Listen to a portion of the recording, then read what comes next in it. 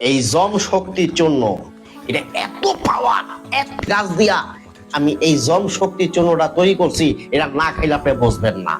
এই দুনিয়াতে পুরুষ বলিয়া তুমি আর কোনোদিন দাবি করিও না। যদি একটা নারীর বুকে যদি ঠিক মতন তুমি যদি অনা চালাইতে পারো, তুমি ঠিক মতন চালাইতে চাও, গুল্লি যদি ঠিক মতন টিপে টিপে বাইর করতে চাও, যদি টিউব দিয়ে যদি হাওয়াটারে ফলাইতে চাও, তুমি সেবন করবা জম শক্তির চূর্ণ।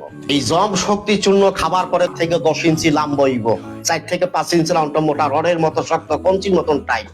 মায়া লোকে পাশে বইয়া হারারে ধরিয়া টিপো চাপো, খোদার কসম একটা পোড়ার মাথায় আইব না। আমি হাকিম মোহাম্মদ নবীর হোসেন জীবনে কি দেখছেন, কি খাইছেন, খাইতে খাইতে আপনি ঠাকুর হয়ে গেছেন।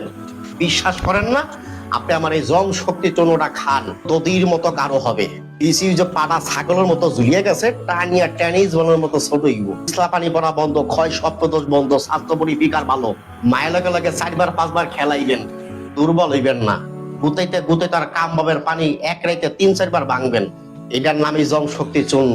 এটা খাবার পরে 40 থেকে 50 মিনিট 4 থেকে 5 বার মিলামিশা করবেন, ক্লান্ত হইবেন না।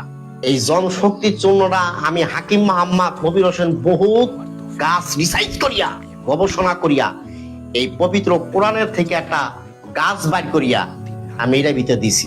মায়েরাকে লজ্জা দেয়, ওর মায়ের থেকে খালামা গুতাইতে গুতাইতে জিভ বাইর করিয়া লাইবেন। আইবেন জম শক্তির জন্য।